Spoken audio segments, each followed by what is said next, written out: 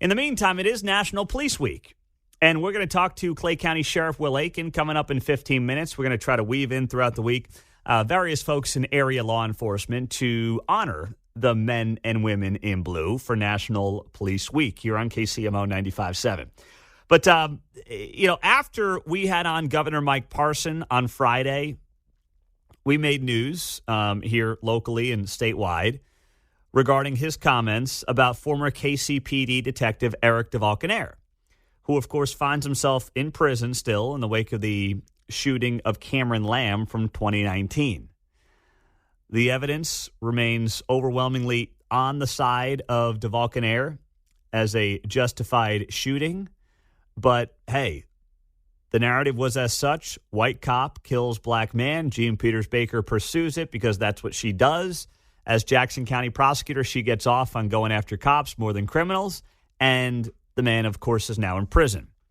So the big question is whether or not Mike Parson is going to ultimately, and not even commute the sentence at this point, but whether or not he's going to continue to review this situation and how he's going to handle it. Will he overturn the sentence? Will he pardon him? How is Mike Parson going to handle this? Remember, Mike Parson's out of office in 7 months. A new governor will step in. Well, Mike Parson made these comments on the show on Friday, and it did send some local and some national media into a tizzy. Yeah, there's no doubt that's one of the toughest cases that's ever come across my desk, especially being a former law enforcement and everything. And if you look at his record, this guy was a good officer, period. He was. And I'm not going to take a total career away, but it is an extremely tough decision. For the people listening, we haven't forgot about this at all. Every day I won't say every day, but there's people in my ear all the time supporting him, to be able to. So we're going to take a look at it. I've got 7 months, and I know that's not what everybody wants to hear. But the point of it is we'll see what happens in the next 7 months. Well, that was Mike Parson on KCMO, and I'll tell you in a second what I believe is going to end up happening here. But anyway, local media, national media caught wind of that conversation that you heard here on KCMO on Friday. And if not, it's up on the podcast, wherever you get your podcast. Just search Pete Mundo, search KCMO, and subscribe to the show there. But KSHB, Woke 41, did a pretty solid news piece on this. They just wrote the headline here with our audio titled, Missouri Governor Parson calls review of former KCPD officer Eric DeValkenaere, quote, big decision, end quote. And they handled it to their credit like a news piece.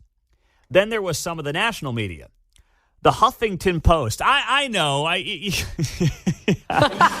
You're laughing at it. And you should. The Huffington Post is a joke.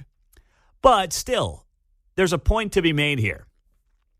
The Huffington Post updated an article they wrote last year with these new quotes from Mike Parson on KCMO from Friday. And the headline of the article is, a GOP governor may be on the verge of pardoning a cop who killed a black man. Now, that headline in and of itself is disingenuous. And it's very Orwellian in a sense. Whether or not Mike Parson ends up pardoning Eric DeValkenaere should be irrelevant from the skin color of Cameron Lamb. It doesn't matter that Cameron Lamb is black or was black. What matters is what happened and whether or not a pardon is justified. Now, we know that on the other side of the legal equation here, Jean Peters Baker, the Jackson County prosecutor, I believe, would have never gone after Eric DeValkenaere had Cameron Lamb been white. But when you have a justice system and when you have a media who cheers on a justice system that derives right from wrong based on the skin color of those involved, white cop shoots black man, whoa, we're going after this. White cop shoots white guy, white cop shoots Latino, black cop shoots black cop shoots white.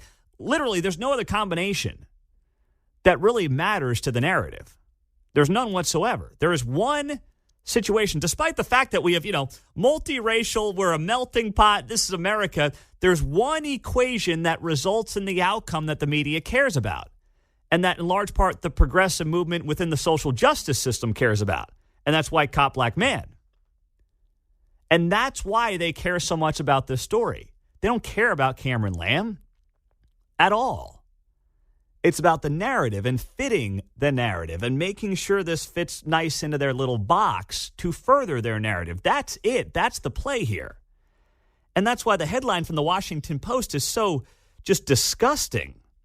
Now, if you think that Cameron Lamb, that Eric DeValkenaere should not be pardoned because of and from the shooting of Cameron Lamb, lay out that opinion with the facts of the case.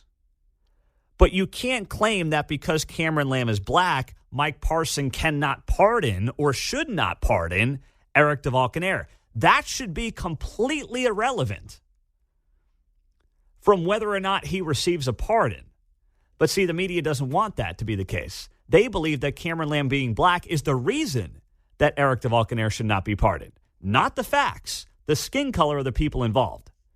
And that is the antithesis of justice. Now, what do I think ends up happening here?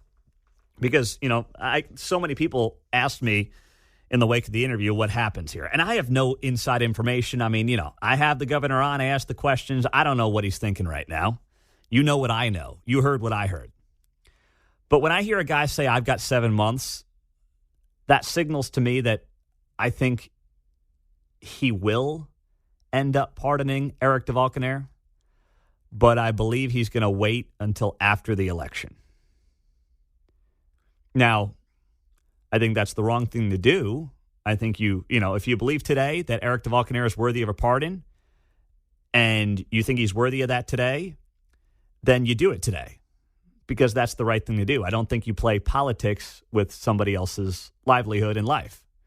But I do believe that there is a political calculation here that the governor is making in saying, it's in the best interest maybe of me, of my party, to not make this a thing during an election cycle and do it after the election. I don't like that approach, to be very clear.